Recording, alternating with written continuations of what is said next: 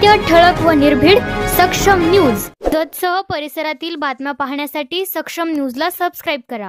मराठा आरक्षणाला विरोध नाही, पण सगळ्या सोयऱ्यांच्या अंमलबजावणीला विरोध. आमदार गोपीचंद पडळकर. सांगलीत ओबीसी एल्गार मेळाव्यात आमदार गोपीचंद पडळकर यांनी मराठा समाजाच्या आरक्षणासंदर्भात भूमिका मांडली. यावेळी बोलताना म्हणाले की मराठा आरक्षणाला आमचा विरोध नाही, पण सगळ्या सोयऱ्यांच्या अंमलबजावणीला विरोध असणार.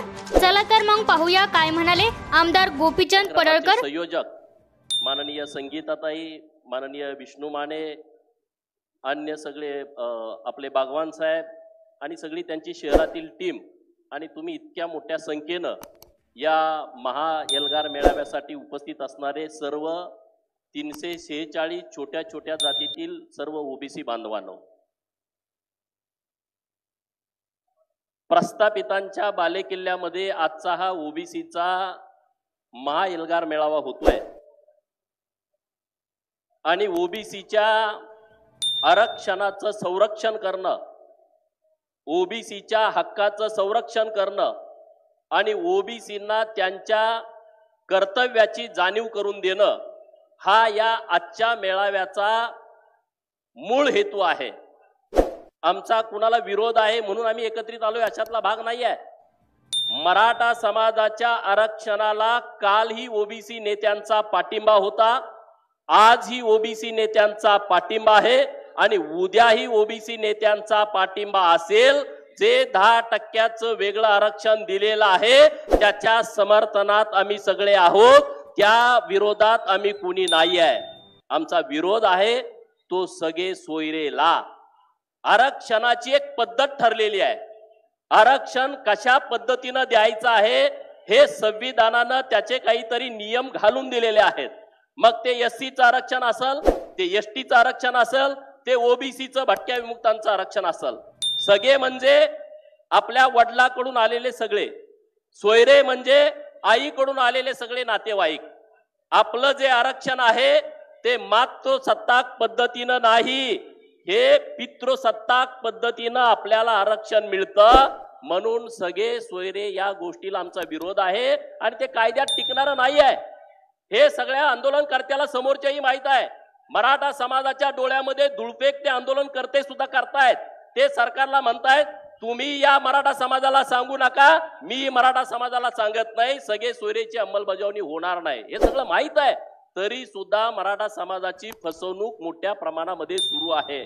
आता सगळे सोयरे त्यांचं म्हणणं काय आहे की जे आईकडून आलेत त्या सगळ्यांना तुम्ही सर्टिफिकेट द्या. आता आपल्या इथं रामोसी समाजाचे माझे अनेक सहकारी इथं उपस्थित आहेत. याच महाराष्ट्रामध्ये रामोसी, बेरड आणि बेडर ह्या 3 जाती राहतात.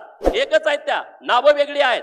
आणि त्यामधला बेडर आणि त्यामधला रामोसी हा एनटी मध्ये आहे आणि बेरड हा एससी मध्ये आहे. एकमेकाच्या रक्ताचे नाते आहेत.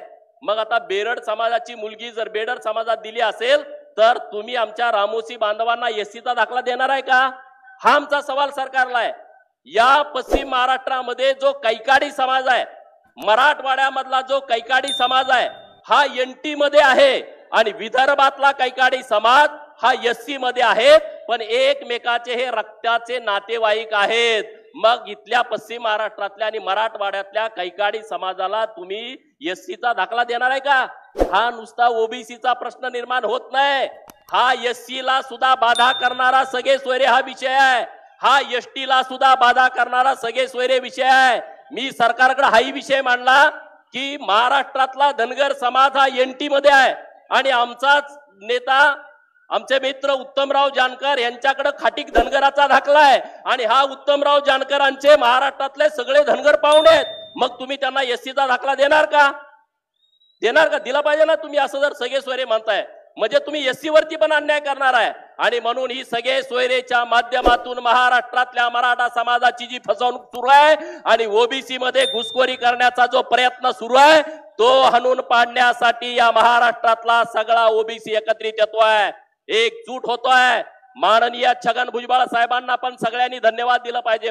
मित्रांनो, ज्या परिस्थितीमध्ये ज्या ताकदीनं ते बाहेर पडले त्या परिस्थितीमध्ये छगन भुजबळांनी जे धाडस दाखवला, जे डेअरिंग दाखवला, आताच्या पिढीला त्यांच्याविषयी इतकं माहित नव्हता, त्यांच्या धाडसामुळं महाराष्ट्रातला बहुजन ओबीसी समाज एकत्रित आलाय. आपण त्यांच्या पाठीमागे ताकदीने उभा राहायला पाहिजे, ठामपणे उभं राहायला पाहिजे. आज लक्ष्मण हाके सरांनी, नवनाथ मागमारेंनी आणि मंगेश ससानेनी पुण्यामध्ये आणि इकडं वडीगोद्रीला आंदोलन केला. तिथल्या सगळ्या लोकांनी ताकद उभा केली. आज हे गरजेचं आहे. आपण कुणाच्या